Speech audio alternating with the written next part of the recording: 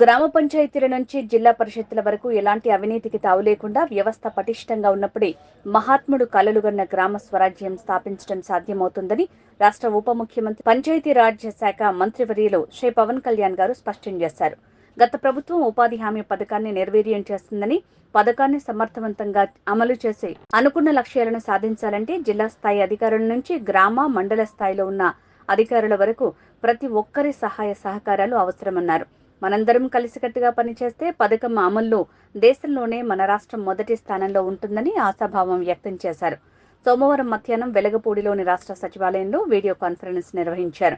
ఉపాధి హామీ పథకంలో చేపట్టనున్న పనుల ఆమోదం కోసం ఈ నెల 23న చేపట్టనున్న గ్రామ సభలకు సంబంధించి అధికారులతో వీడియో కాన్ఫరెన్స్ ద్వారా దిశానిర్దేశం చేశారు. పంచాయతీరాజ్ మరియు గ్రామీణాభివృద్ధి శాఖలో రాష్ట్ర స్థాయి నుండి గ్రామ స్థాయి వరకు పనిచేస్తున్న ప్రతి ఒక్క అధికారికి హృదయపూర్వక నమస్కారాలు, శుభాకాంక్షలు. ఈ మీటింగ్లో నాతో పాటు పాల్గొంటున్న ప్రిన్సిపల్ సెక్రటరీ శ్రీ శశిభూషణ్ గారికి, పంచాయతీరాజ్ కమిషనర్ శ్రీ కృష్ణతేజ గారికి, మిగతా ఉన్నతాధికారులందరికీ కూడా నా హృదయపూర్వక నమస్కారం. ఇందాక రివ్యూ చూస్తూ ఉంటే 2014 నుంచి 2019 వరకు మన మన్రేగా ఎట్లా జరిగిన వర్క్స్ 19 నుంచి 24 వరకు జరిగితే చాలా వెనుకబడి ఉన్నాం. సో దాన్ని తొందరగా పూర్తి చేయాలి, దాని అనుకున్న టార్గెట్స్ పూర్తి అవ్వాలి అనే ఉద్దేశంతో ఈ మాట్లాడాం. ఒకే రోజు ఈ గ్రామసభ తీర్మానాలు చేయాలి అనేది చాలామంది కోరికది. పంచాయతీరాజ్ వ్యవస్థలో గ్రామ పంచాయతీల నుండి జిల్లా పరిషత్ వరకు పటిష్టంగా ఉన్నప్పుడే నిజంగా మనం అనుకున్న అభివృద్ధి ముందుకు తీసుకెళ్ళగలుగుతాం. అందుకని దాంట్లో భాగంగానే ఆగస్టు 23 తారీఖున రాష్ట్ర వ్యాప్తంగా 13,326 గ్రామ పంచాయతీల్లో ఇప్పుడు ఇంతకుముందు ఎన్నడూ లేని విధంగా ఒకే రోజున గ్రామ సభలు నిర్వహిస్తూ ఉన్నాం. జిల్లా పంచాయతీ అధికారులు, గ్రామ పంచాయతీ అధికారులందరికీ గ్రామసభ నిర్వహణపై పూర్తిస్థాయి అవగాహన కల్పించాలి. గ్రామసభ సమాచారాన్ని కనీసం 2 రోజుల ముందుగా టామ్ ద్వారా తెలియజేయాలి. ఈ గ్రామసభలు అర్థవంతంగా నిర్వహించాలంటే గ్రామస్తులు, ప్రజాప్రతినిధులు, అధికారులు అది మనస్ఫూర్తిగా పాల్గొంచుకోవాలని కోరుకుంటా ఉన్నాం. ఈ గ్రామ సభల్లో ఉపాధి హామీ పథకంలో ప్రతి కూలీ కుటుంబం సంవత్సరంలో 100 రోజులు పనిచేసే విధంగా అవగాహన కల్పించాలి. కూలీలకి ఉన్న హక్కులను తెలియజేయాలి. రైతులకు ఉపాధి హామీ పథకాన్ని సద్వినియోగం చేసుకోవడానికి సంబంధించిన పనుల వివరాలను గ్రామ సభల్లో ప్రతి ఒక్కరికి అర్థమయ్యే విధంగా తెలియజేయాలి.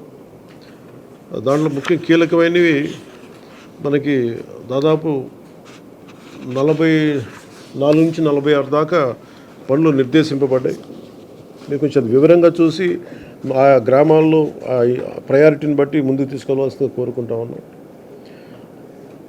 అదేవిధంగా 24-25 ఆర్థిక సంవత్సరంలో ఉపాధి హామీ పథకంలో చేపట్టవలసిన పనుల వివరాలను గ్రామసభలో చర్చించి గ్రామసభ ఆమోదం తీసుకోవాలి.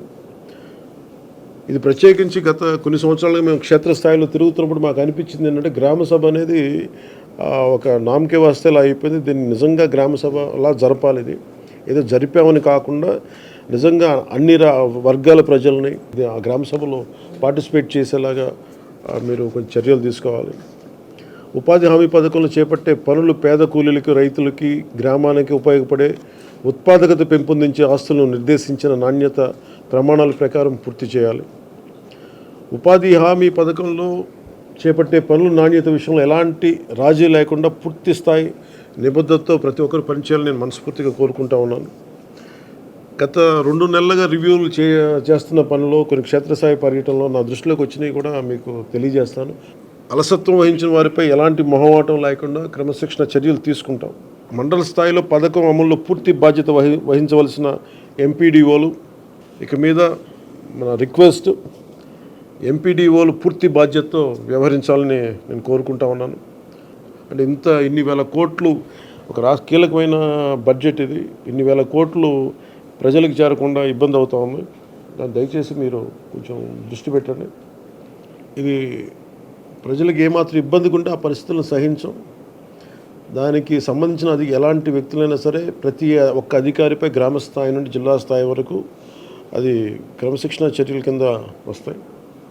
ఈ ప్రభుత్వం చాలా కమిటెడ్గా ప్రజలకి చెయ్యాలి అన్న చాలా బలమైన ఆకాంక్షతో ఉన్నాం. ఏ స్థాయిలో అవినీతి జరిగినా కానీ దాన్ని నిలువరిస్తాం. అవినీతిని ఏ స్థాయిలో కూడా దాన్ని వదలం. ఎఫ్ఏ స్థాయి నుండి పీడీ డ్వామా వరకు, సోషల్ ఆడిట్ గ్రామ స్థాయి ఆడిటర్ నుండి రాష్ట్ర స్థాయి డైరెక్టర్ వరకు అందరూ కూడా one will be accountable for this.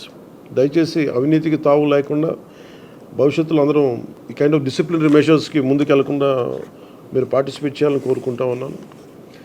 అంతేకాదు బాధ్యతాయుతంగా సమర్థవంతంగా పనిచేసే అధికారులకు కూడా సిబ్బందిని గుర్తించి వారిని ప్రోత్సహిస్తాం. ఇకపైన ఉపాధి హామీ పథకాన్ని సమర్థవంతంగా అమలు చేయడానికి మనందరం కలిసి పనిచేద్దాం. పథకం అమలులో మన రాష్ట్రాన్ని దేశంలోనే మళ్ళా మొదటి స్థానంలో ఉంచడానికి కృషి చేయాలని కోరుకుంటా ఉన్నాను.